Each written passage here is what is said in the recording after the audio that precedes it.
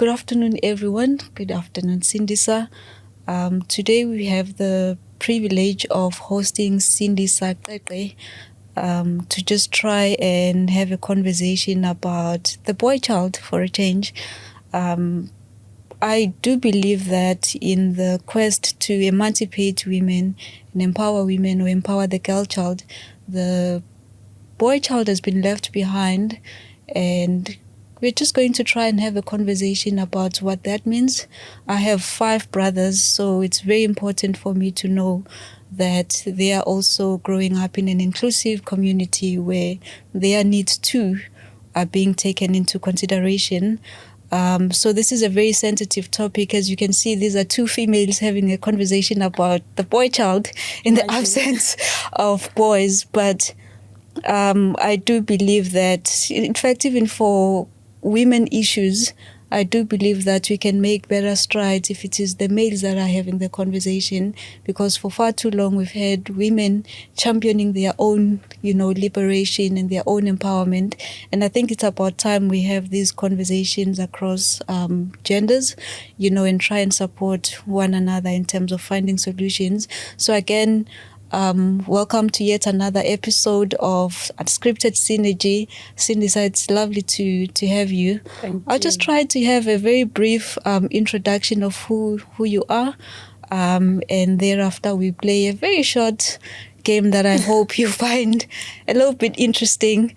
So Sindisa is a psychology and communications student. She's a mentor. She's a change driver. She's a leader. And she has done quite a lot of work around, the empowerment of the boy child, around mentorship, and around just the development of people in general, whether as leaders or in their own, growth paths. So it's very lovely to have her today with us. And I hope that you will find this segment as powerful and as empowering as possible, especially for people that are raising boy children, the boy child himself, the males, and everyone who wants to see society advance, at least in a healthy and positive way. So welcome, Sindisa. Thank you so much, Noxy. Awesome. Let's get to the game. So apparently, I will start a sentence and you will finish it with whatever first thing that comes to mind. Okay. So here it goes. When my time on earth is done, I leave behind the following people to hopefully pass on my legacy. Divine Indinamandla. Okay. The last book I read was? I don't read books. Why don't you read books? I don't understand why would I put other people's thoughts on my head. That's interesting. The one life principle I live by is? I'm unique in my own way. Awesome. I'm studying counseling and communication because? I love people. Interesting. My early experiences of knowing that I have the power to change the world were? My beautiful story of rape. Why do we call it beautiful? I call it beautiful because it has actually made who I am. It has triggered the Sindisa I never thought lives within me. It has triggered the Sindisa that I should have been, but just that I never had the platform to get to understand who I am. And I never even thought that through pain I can find myself. Yes, I've had pain in my childhood, being bullied and so forth. But then they were not beautifully hitting as much as this one beautifully hit on me and got me to be vocal, to be able to speak life and to be able to also acknowledge the fact that I'm just not a human being on earth because I was just here. I'm here because I'm fulfilling a story in a living book, and there's a story behind my glory. So with the story, I had to get to my glory. That's why I'm saying it's beautiful, quite beautiful. That's a very beautiful way of looking at it. I've never heard anyone label rape as beautiful, but I guess just dealing with the clutter and the pain of it, there is a beautiful story there. So thank you again for joining us. You said you don't read. Is it because you think your story is such a big factor, so you are busy reading or writing your own story, and that's the reason why you are not reading anything? I don't read because, one, I'm a spiritual being. Okay. Secondly, I am, even if I were to try reading, it takes about 2 minutes and then I'm just tired and blank. I think at some point the universe, the spiritual path I'm in, refuses for me to take in other people's thoughts and manifest them in my life instead of me experiencing my life how it was set for me to do so. So I tried reading a book sometime, but a tiny voice in me was like, what are you doing? Why are you doing this? It's more like now where I'm at the college, right, and I'm studying. And we do a lot of citations at the college. At some point, I'm not happy with those citations because at the end of the day, it's like I'm speaking on other people's views and opinions. What of mine? When am I voicing Sindisa? What is Sindisa saying? Do you get me? So a part of me is like, you know what, kid? Reading is not for you. More like writing. I don't write. Like, people had been asking me to write a book. I just don't know where will I start doing that. Even though I try at times trying to write half a page, everything goes blank. So I just stopped trying. I stopped doing it, and I'm like, okay, maybe at some point life will take the story of mine to a television where people can watch it now and relate through watching it, not having to fill their minds with my thoughts, fill their minds with my emotions, fill their minds with everything else, whereas that time they were supposed to invest on themselves to understand themselves better. Then here's Sindisa with her thoughts and everything. She's just bombarding people's hearts, bombarding people's minds. It's not on. You're definitely challenging me in one of the most exceptional ways.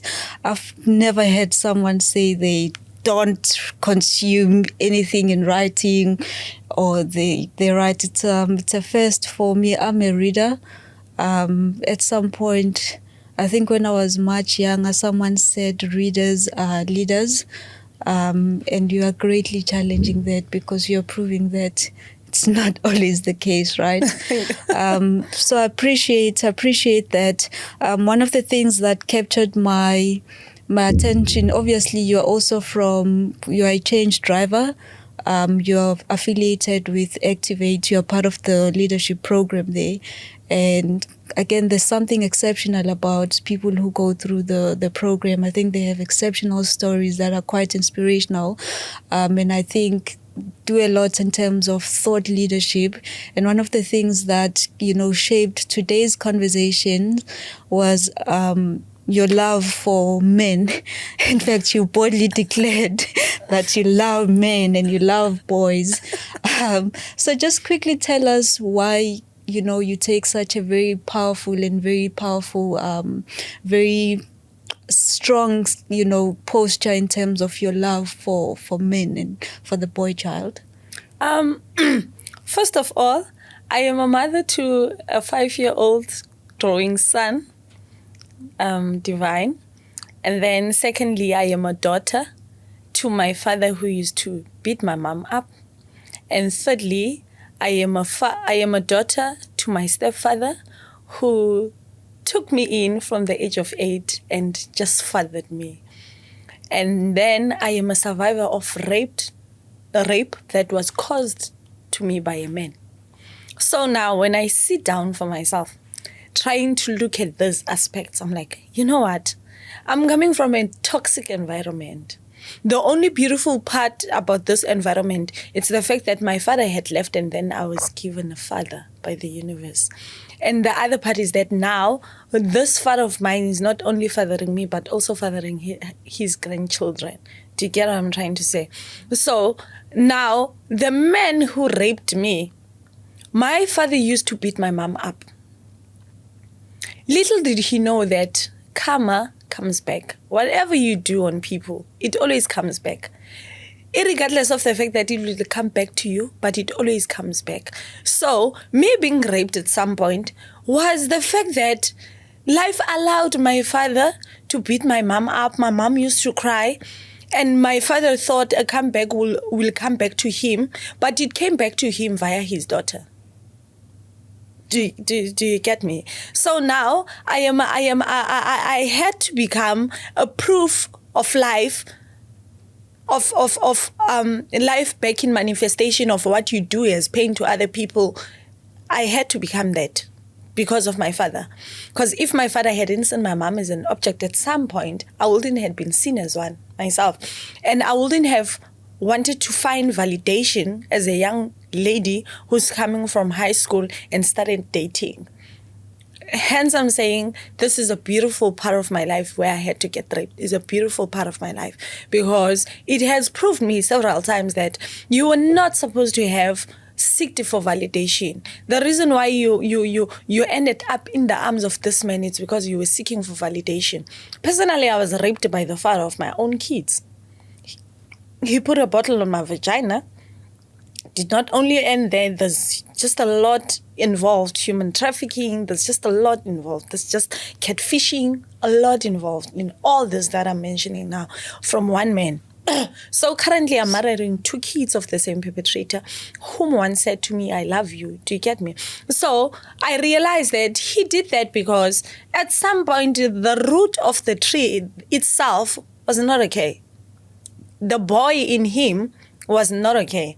When I said to the boy in him, I don't want to be part of this relationship, he declared to say, if I don't have you, no one should. Meaning which he's ready to kill me at some point. Do you get what I'm trying to say? He's ready to make it a point that the boy in him is well fed. So I was like sitting down and raising a boy child. I'm like, why not cater for a boy child that currently is not being catered for where we stay, the society we stay in? A boy child that goes to school, hygienically as women, we don't develop early as boys do. Boys develop very much earlier than us because they get smelly armpits.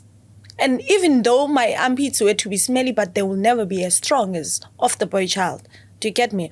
Now, we give sanitary towels to girls at school, but who gives shields to boys? Because these boys at school, they want to fit in the society. They want to fit into certain groups at school, but because they're coming from certain backgrounds where they can't be bought toiletries and so forth, then they tend to go and be friends with the small cycles at school that are known as bad, that are known as coming from nowhere, that are known as esiXhoseni ke sithi ngamaxelegu. Do you get me?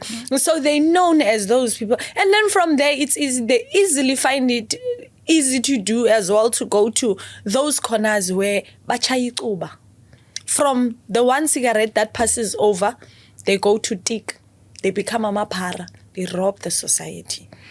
If that child had a shield esikolweni, anuke ismell soba ngumfana esikolweni, more like umntana oyintombazana, anuke la shield, afundiswe into yokubana, you know what, for a boy child, let it be okay for you to be a young man as well whilst you are a boy child. Let it be okay for you to take responsibility of your surrounding, take responsibility of yourself. You are validated. We are here for you. Sure, that's very important, Sindisa. So you grow up in this cycle of what some people would call toxic masculinity, and you then break free from that and you find the beauty of it, especially through your looking through the lenses of your stepfather, who portrayed a different type of masculinity from what you were used to, and it changes your outlook and how you see men. But you now also have the responsibility to bring up your own child, who's a boy child, and you have to create a different reality for him. And it changes your perception, it changes your look, in terms of how you see males. I was reading a few stats. One of probably the most devastating was of the 162,000 or over 162,000 people in prison, 112,000 are men. there's a 56% likelihood that a girl child that went through schooling is going to finish matric, but there's only a 44% chance for males to finish school, which means there's a higher percentage for males to drop out of school after they start. So it means the roles are reversing, so there's a higher degree and higher percentage for women to succeed than it is, for females. And I'm just wondering, and this is probably even more applicable along the racial lines, but the conversation is really around males and females. Do you ever think that as a society and as a people, we can ever create a inclusive environment for everyone without overlooking the other? Do you think it's possible? I personally believe it's possible, very much possible. Only if people were to start realizing who they are, validating themselves, because the one of the other problems that we're having, it's the fact that people don't have time to invest on themselves. People have time to invest on other people's lives. People are curious about other people's lives. So if we can turn back the clock and allow people to look at themselves, concentrate on themselves, have conversations with themselves, critically criticize themselves, and then go back to, do you get what I'm trying to say? If we were to start having such conversations, to start having a conversation of, Nox, let's have a conversation. We're not going to speak about Unamhla. Let the conversation not be about Unamhla. Let the conversation be about the two of us. I believe, Uguti, things are going on around us and things are getting hectic by the day. But in this hecticness, there is people that are being, when you are born, there is people that are being reborn. Okay. Through rape, I was reborn. Through rape, I was built as a generational curse breaker back at home. Do you get what I'm trying to say? Through rape myself, I managed to not only nurture myself, but I managed to nurture everyone else that is around me. With me, it's so not okay for me to... I know at times I overstretch myself.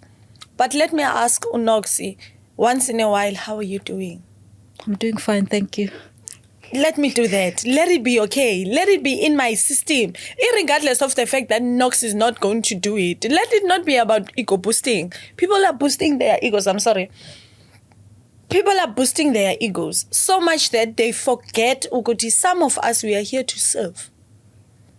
Some people are chosen to serve. So I believe, I believe, Uguti, there's a time where there's going to be reborn. There's a time where there's a lot of Sindisas that are going to be born.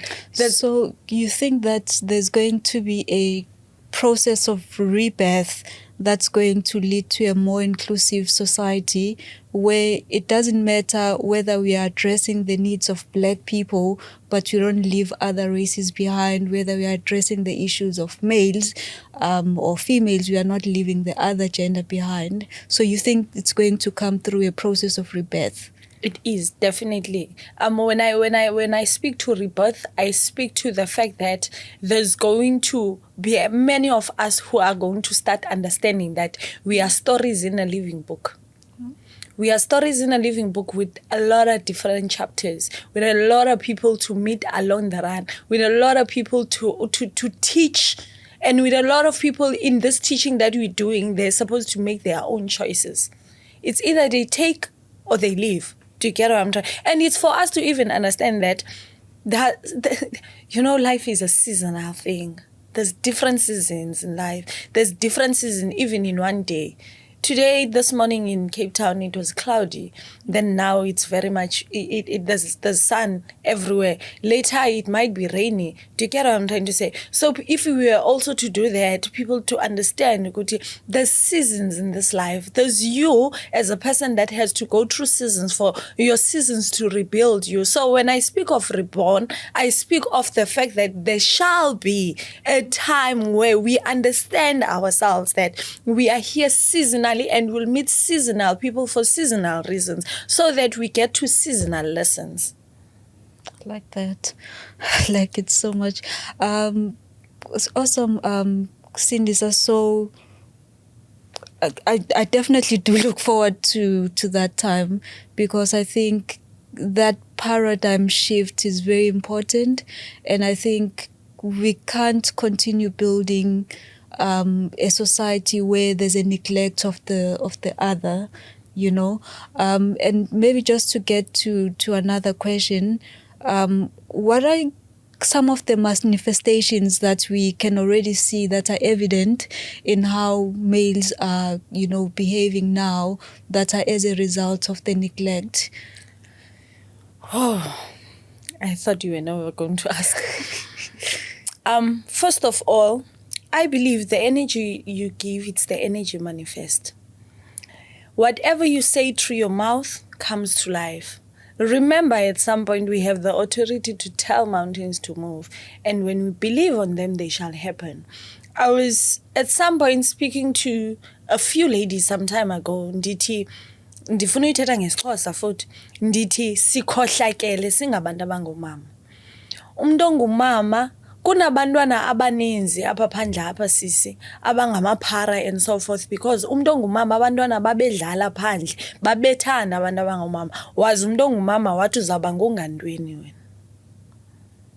Do you get me? Inkohlakalo. Thina sikhohlakele ngolo hlobo lokuba sidala ebantwaneni babanye abantu, and then xa ingenzeki kwaba bantwana sibadalele ezi zinto, xa sebeziqhanqile izimo ze-generational curses ababezibekelwe ezintlokweni zabo, zibuye eza generational curses zibethe ebantwaneni bethu ngenxeni yezinto esizithetha ngemilomo yethu.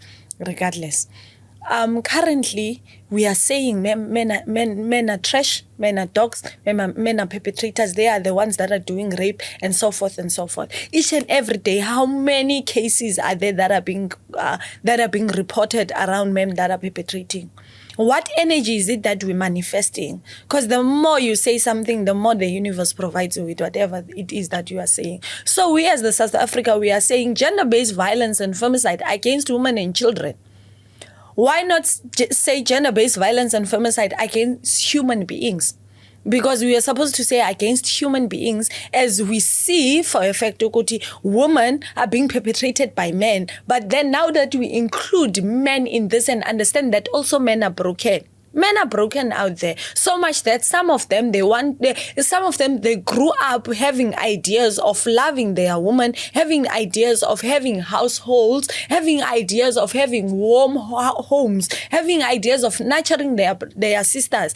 They're just not doing it anymore because they are broken.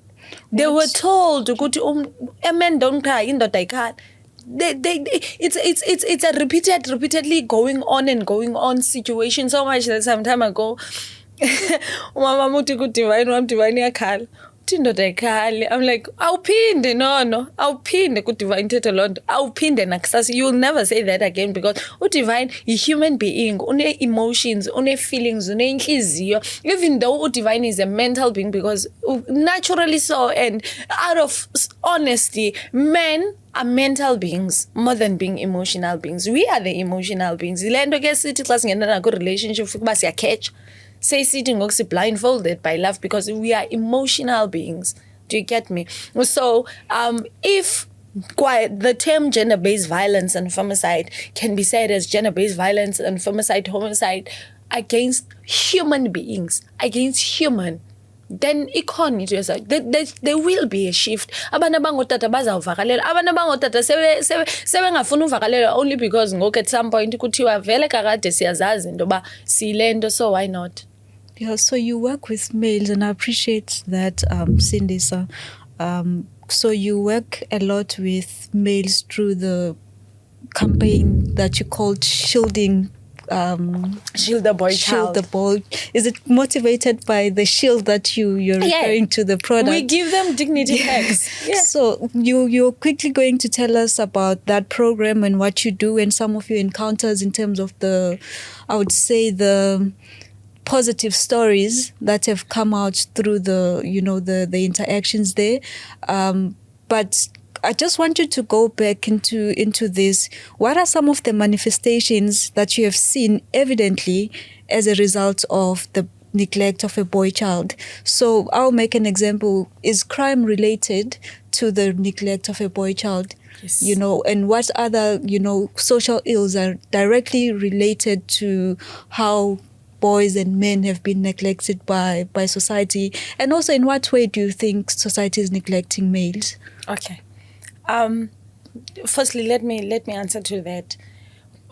Crime, school dropouts, murder. There's murder going on. Not only murder of women being murdered, but now men are murdering each other. Like they're killing each other like dogs. There's racism going on around its own, what do you call it? Its own race. There's racism within races. There's anger issues, there's mental health issues, depression that is going on around. There's anger. There is imbalance in terms of umsebenzi. There's just a lot going on, so much that now when I sit in that room of mine, you know what, Kubi, it's bad. It's very much bad. I hope I've answered that, but it is bad. That's a guy. And then secondly, going back to Shield the Boy. Shield the Boy, it's a campaign that was inspired by the rape. It was inspired by the rape. Shield the Boy speaks to a boy child that needs nurtured, that needs to be taken care of. Shield the Boy came by even before I had a son.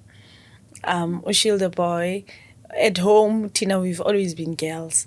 Shield the Boy comes from me seeing Ukuti, we're doing this campaign of pedagogy, left, right, and center. But who does it for the boy child?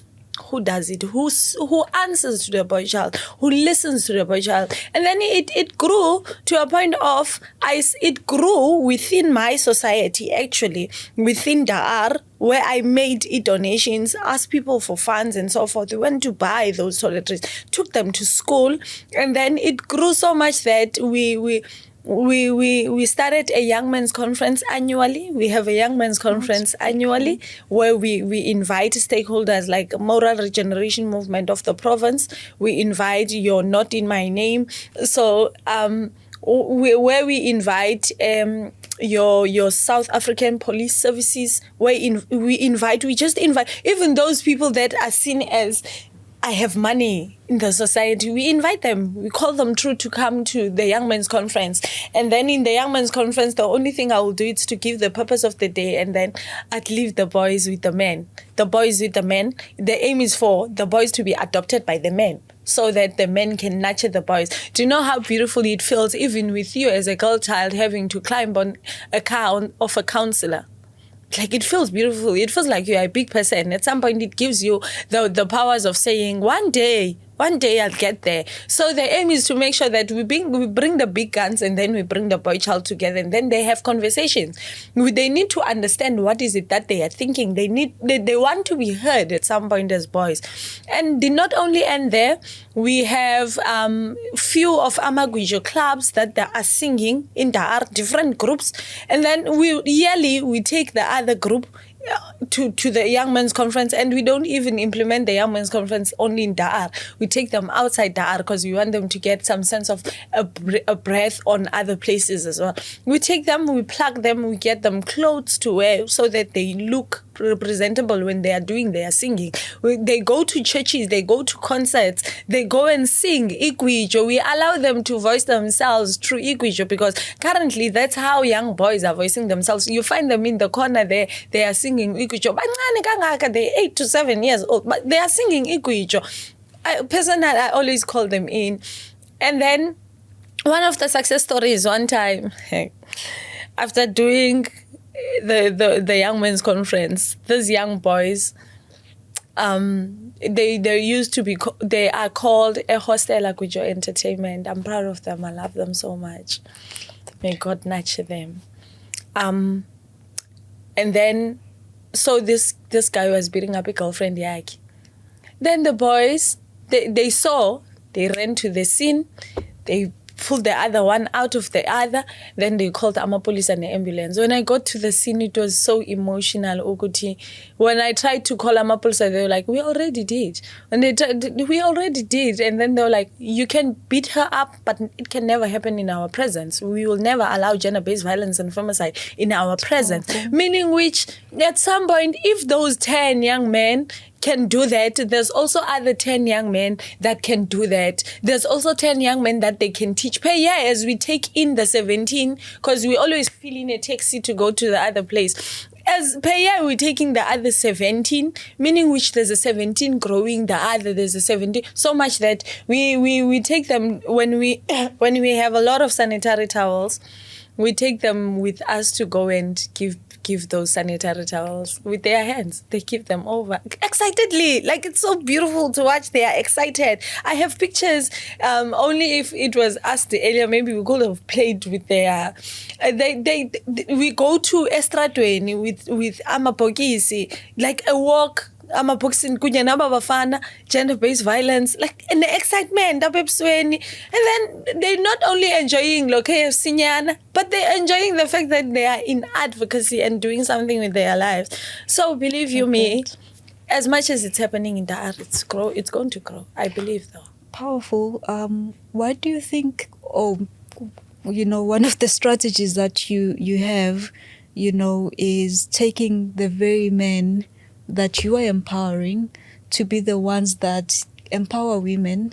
They're the ones that now distribute the sanitary towels to the women. Why was that so important for you? Why do you think it's important for young men to be involved in the women's journey in that intimate level, or at that intimate level?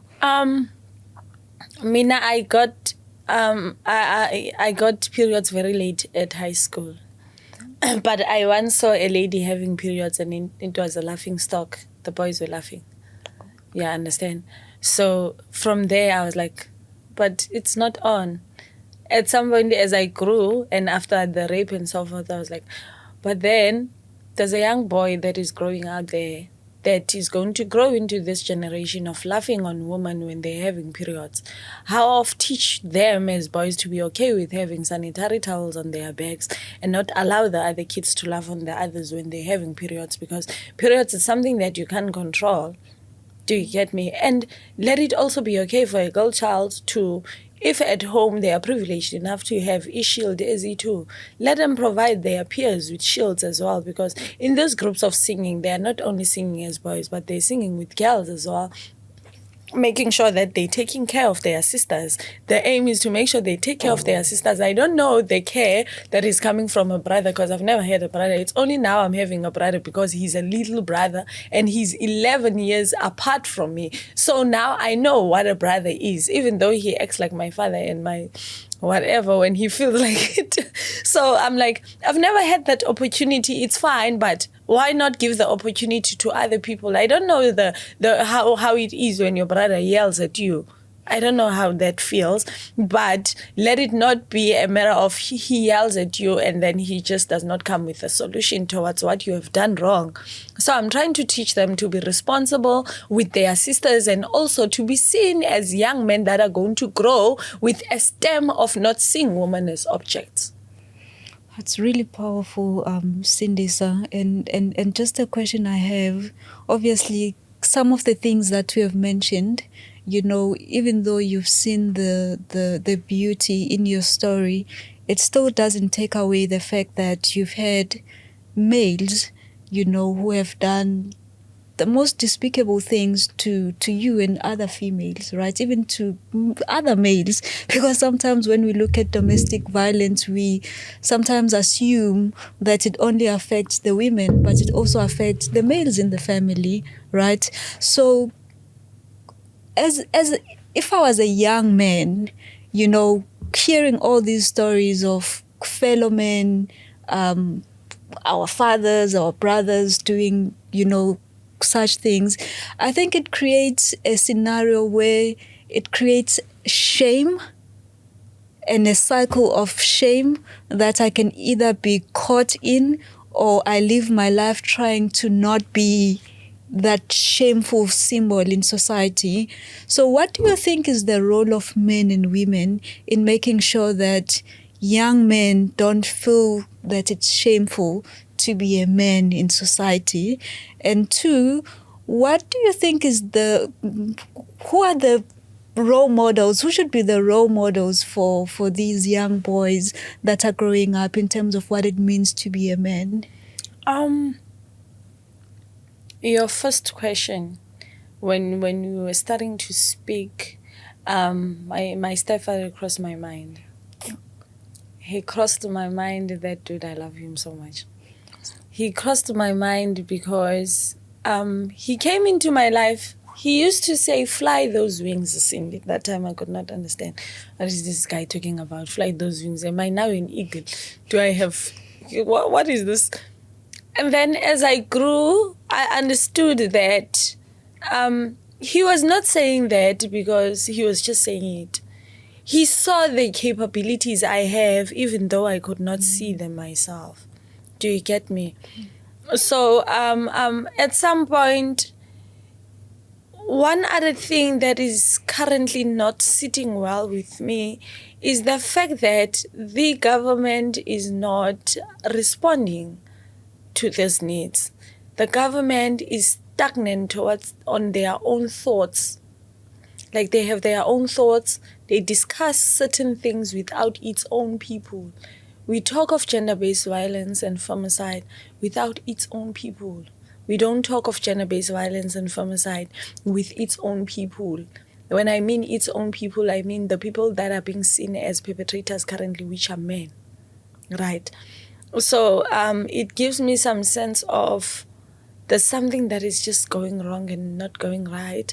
If first of all, in this shamefulness of boys not to grow in this situation, if first of all the government was to start stopping to say there's a department, currently there's a Department of Women, Disability, Children, and why is this department not called Department of Human Beings or something like that? Do you get me? And what is it that can be done for these boys not to grow with the fear of being part of this shameful cycle that is going on? At some point in me, very important that we have an education that speaks to self.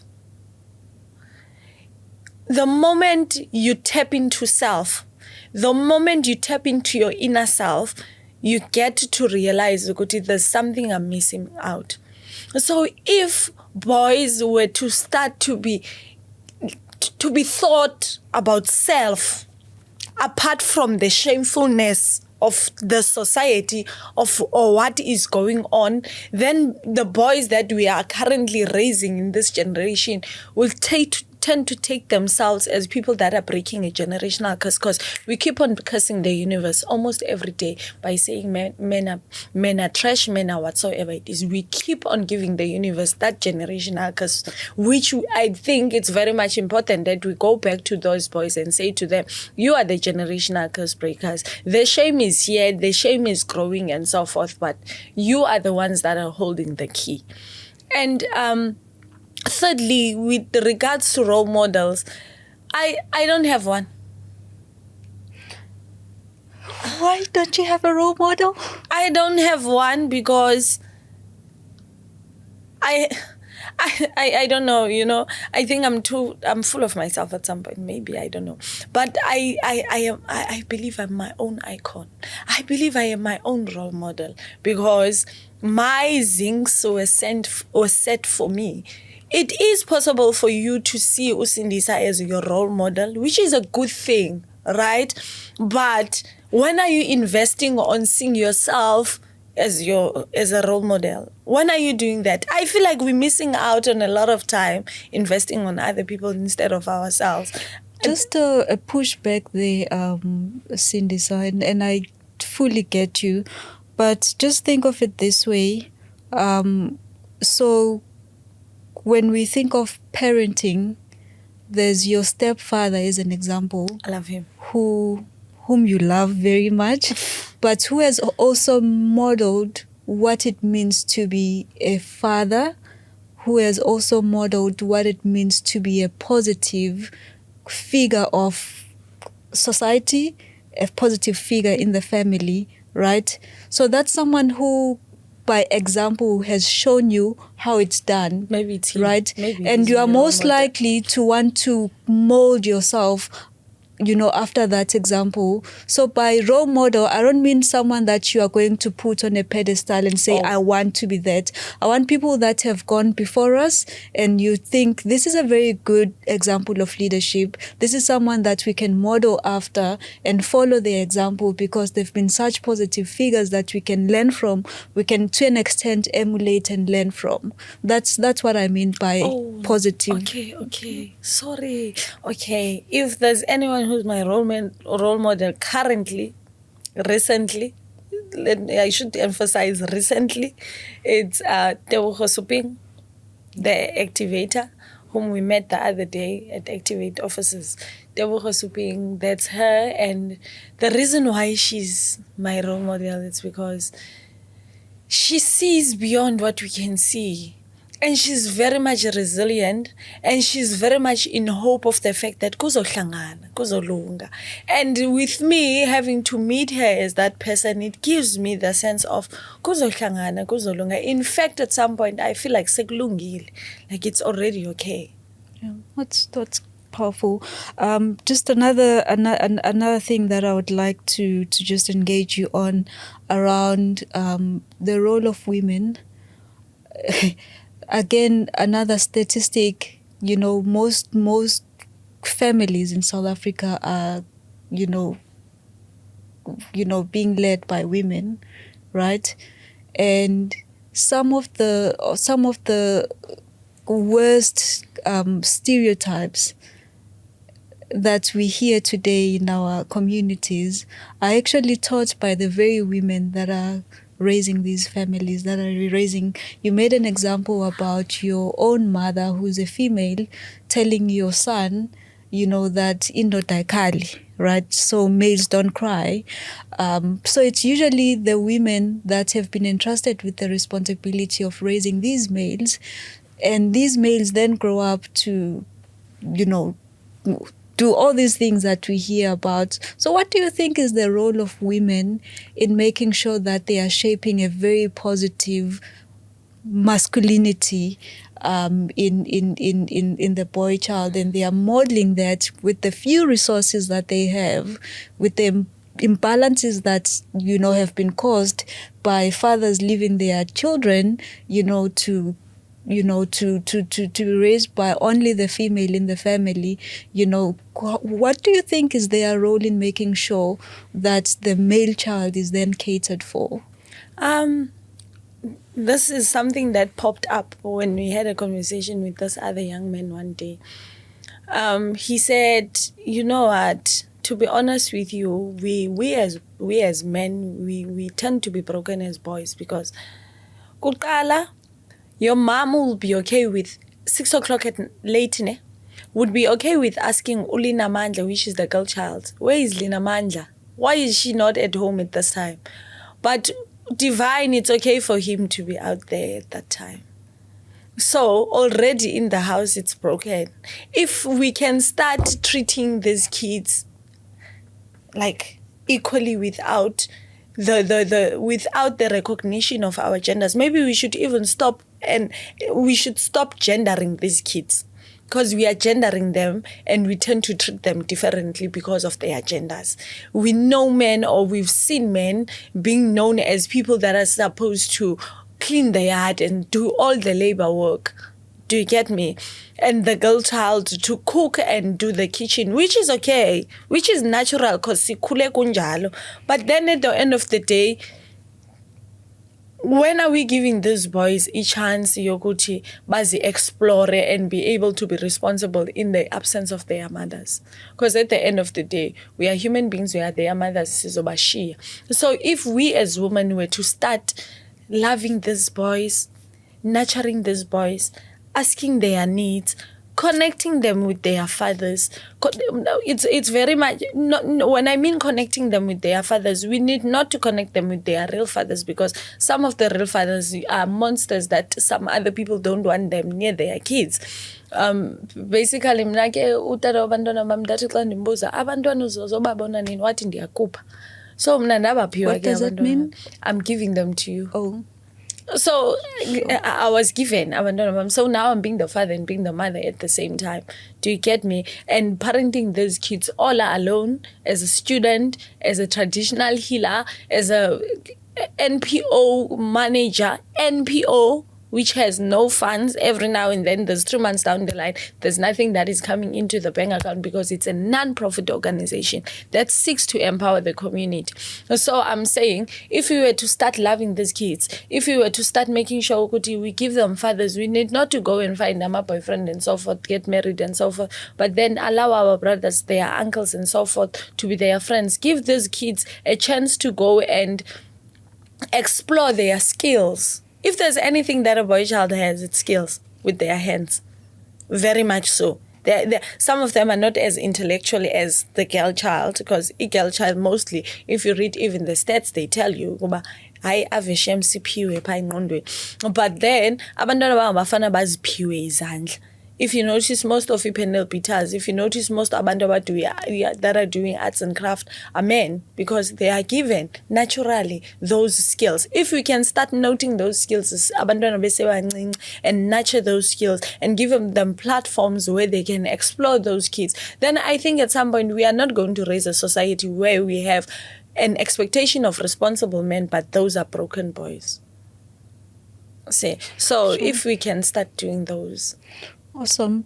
And obviously there's an element of not just stereotyping, but there's also expectation. I think there are so many expectations on the boy child and also on the male.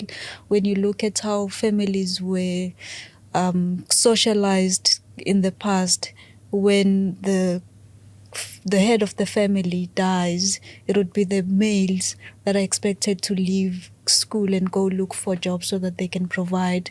And to this day, there's somehow an expectation that is being placed on males to be the ones that are providing in relationships and in, different kinds of setup. What are some of the expectations that are being imposed on males that you think should be the thing of the past, and we should do away with those? And how do you think that's crippling, males as well? I mean, the suicide rate within males is much higher than it is, on the other side. So what do you think is the role of expectation and the expectations that are being imposed on males that is overburdening them and leading to some of the things that we see today? At this moment, it's conversations I like to have. Men are broken. In admission, as a woman, men are broken because, as a woman, myself, as a woman, the society currently is expecting men to feed, to father, to do everything else, and to also fit in the society at the very same time.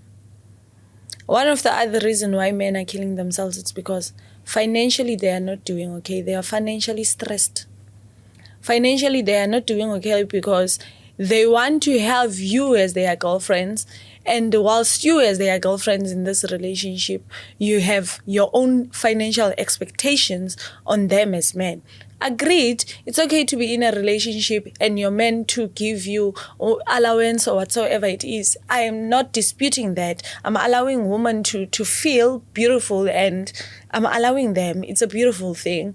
But then at the end of the day, it's a bad gesture that you'd get into a relationship with a broke man, right? A broke man that wants to satisfy you and go around and go and get extra money. When they can't pay all those things and you are not there in their lives, they get to meet another woman that is dating with him. But this woman that has also expectations and they never stay with them. And then because of stress, they tend to kill themselves, financial stress. And one other thing, on a relationship I've had some time ago, financially, the person was not doing okay. And as the person is not doing okay, Sindisa is a hustler. I believe when I'm in a relationship with you, we are here to build. We are here to build each other. I'm not here to make it a point that you don't finish putting on your new windows in the wall that you were building for yourself to get to a roof and whatsoever. So I realized financially not doing well this side, and then I declared to myself without him knowing that I'm here to be in assistance, regardless of the fact that one day we might break up, but I know I would have served my own purpose. Do you get me? So, first, second month, third month, I was like, you don't have to. And then he was like, but uithatha aphi imali? When during the month, I'm the one who's giving him money. Uithatha aphi imali? That time, there's no man who's assisting me in anyhow. But it's just that me, I don't want to be a burden on him. I want him to fix his financial status first so that we can build a relationship out of a sane mentality. We need to build a relationship out of the same mentality. So much that I'm saying women have damaged men for other women. Women want to be loved. There's a lot of women out there that want to be loved. There's a lot of women out there that deserve to be loved, but they're not getting that chance because those men that they get into relationships with have issues. They are not okay with themselves. They have insecurities that have been built with the relationships of money. They have insecurities that have been built through relationships of expectations. You are my man. I am Ikanda le Grootman. So as Ikanda le Grootman, you should make it a point that you provide the food. So financially they are not okay, mentally they are not okay, emotionally they are not okay, because at the end of the day, we as women have capabilities of ukuba raspira ababut. What does that mean? We make them beetroot. Like we make them beetroot, we hurt them. Okay. When I speak of women, I never say I or them. I speak of us, we, because at the end of the day, I believe in acknowledgement of the fact that we are doing wrong, as not taking myself out, because in Xhosa we say itapile elinye libolisa zonke. So one potatoes make sure that all the other potatoes are rotten. Do you get me? So I am one of that potatoes in those potato bags. I refuse not to acknowledge the fact that we are doing wrong as women. I refuse not to acknowledge that I even was teaching some guys that I was with on TikTok to say, you need to acknowledge and say, yes, we do as guys. This is something we are doing.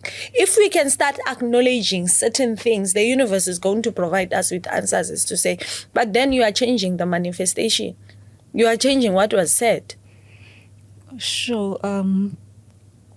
Sindisa, I appreciate that. I'm just thinking about, leadership, because I'm fascinated by, that topic, because it's so broad and it covers quite a lot. And again, Unscripted Synergy, we want to explore the human side of leadership, and this is exactly the human side. One of the things that I would like to see, I wouldn't feel very good about, as a female, leading in a world where it's just the females, because they are in a more empowered position.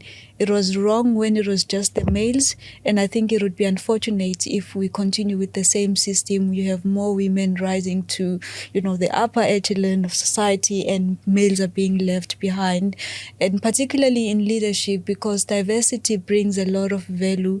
When you have people from diverse backgrounds and diverse, fields and genders and races and everything, it just brings so much weight into every organization, in every family, in society in general. So we would be poorer as a society if we leave men behind, if we leave the boy child behind. So it's very important that we do whatever that we can to make sure that, one, they are part of the conversation. We cannot empower women without the males.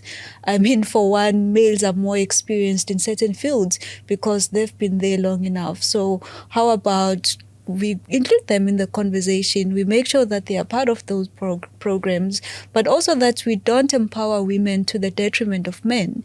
So it's very important, right?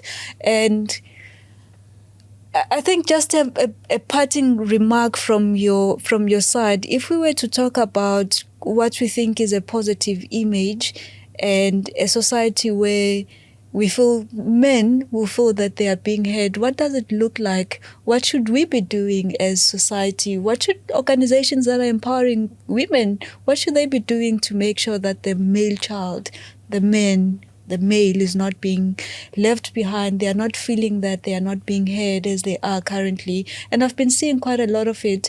It's almost the same, by the way. Sometimes we have to understand that if we want to have these conversations, we need to stretch ourselves to a point where, you spoke about organizations that are empowering males and some of the things that government do. Are we willing, as even the Black society, to say, is the broad-based economic policy as inclusive as it should be? Or again, we're creating another problem by empowering a certain race and, excluding another one, right? It's the same thing with gender issues. So what is that one thing or two things that you think as society we need to be doing to make sure that males feel that they are being heard, they are being listened to, and they are being taken into consideration in these programs that are happening to empower women, but also that they have a voice? If there's any other one beautiful thing that can be done currently, it's to acknowledge each other. If we were to start acknowledging each other, irregardless of our gender differences, but acknowledge the fact that people are human beings, irregardless of their genders. If we can start acknowledging the beauty of humanity, because currently we're having a problem in regards to humanity.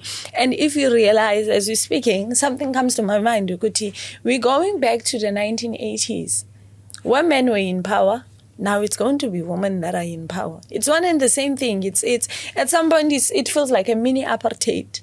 At some point it feels like a mini apartheid. Why not balance? Ingase government enze gender balance. Ingase kubeko balance. Ingase kubeko collaboration. Even the organization that are in advocacy for women, let them collaborate with those that are in advocacy for men so that this tree grows. If there's anything that we as South Africans don't want to do at some point, it's collaborations. We don't know the power that lies behind collaboration. We don't know the power that lies behind having to sit in the table and say, but I think for pink to get to pink, we need to mix red and yellow. And then they intertwine together to get to pink. That is something we are lacking as the Black society, or rather as South Africans as large. So if we can start being unified, if we can start collaborating, if we can start listening to each other without wanting to be heard before the other, or even wanting to shine more than the other. Other people who didn't even plug you with jobs because they think you are going to get better than them. And at times you are just not there about getting better than them, but it's about you feeding your family. So if we can start shifting our mentality around these things, I think that gender-based violence and femicide will be a gender-based violence and humicide against humans. Yep. Yeah. So if there was one message that you wanted to leave with the people, our listeners, what would that be? You are unique in your own way, and you are a generational curse breaker. Actually, myself, when I do introductions of myself, I say, Sindisa Qeqe, Waseta R in the Northern Cape, a founder of Sisterhood Heroines, the generational curse breaker, Zimo. That's what I am, which I best believe each and every one of us, there's something within ourselves, there's something that we need to tap into, there's an inner voice that is giving us the authority to be generational curse breakers. So I'm saying you should know for a fact within yourself there's a generational curse breaker, irregardless of not being a millionaire, but you are a millionaire, and you shall get there only if you believe that you are unique in your own way. Powerful. Thank you so much, Sindisa. Another game. I don't know why we are suddenly doing a lot of these, but this is like rapid fire segment. So just questions, respond with just one word. Favorite day of the week? Okay. Just one word. Wednesday. Would you rather be able to speak every language in the world or be able to talk to animals? Talk to animals. Invisibility or super strength? Invisibility. Like I don't think I want to be famous. A part of me just does not want to be famous because I just want to serve. I want to serve. And that's why without you're being here. known. You don't want to be known, right? Yeah. I'm kidding. So scale of 1 to 10, how good are you at keeping secret? 10%, Mthethwa. I'm not saying 10%, but I'm taking that number 10. If you were to open my heart and put it on that table, you'll say, girl, aibo. Interesting. Favorite junk food? Okay. Kunento ekuthiwa yi-petis pie ekhaya. Petis. Petis. What is that? Yes. Leverkoek. It's a yeah. Interesting. Camping in the woods or camping on a snowy mountainside? Woods. The woods.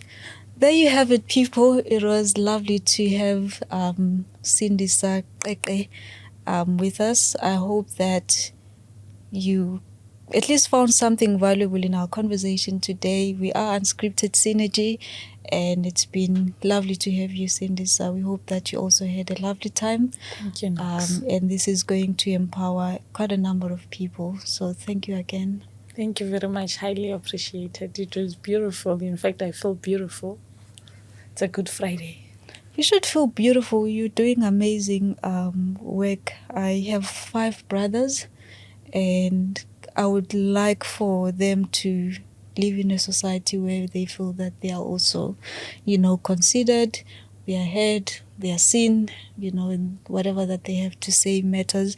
And I wouldn't want them to see themselves according to the eyes of society that says you are a criminal, you are a rapist, you are this, and the many things that we tend to use as lenses to see women. I mean, yeah, I want them to live in a very positive society where they feel that they have equal opportunities, where they feel that they are allowed to be who they are without being apologetic, where they can protect women, because I've enjoyed the privilege of being protected by my brothers. I've had the privilege of being loved by my brothers and my father. In fact, he was, so I think this conversation is important. Obviously, this was not enough time for us to explore everything around it, but I think this should be a conversation that continues even in our homes, in our, Yes. low spaces where we can, and I hope this just unlocked the conversation so that it spreads like wildfire. But I think it's important. I've been seeing a lot of it quite in social media. I've been seeing many men saying, women are always being empowered, but what about us? Yeah, why which is is a it good that question. anything is said about us? So I think it's very important, and I hope that through this, conversations are going to continue, and the quality of the conversation is also going to improve. So thank you again for gracing us with your presence. Truly appreciate you and hope to have you again sometimes in the future. Kamago. Awesome, thank you. Never know what Kamago means, but Kamago means thank you. awesome, thank you. Yes.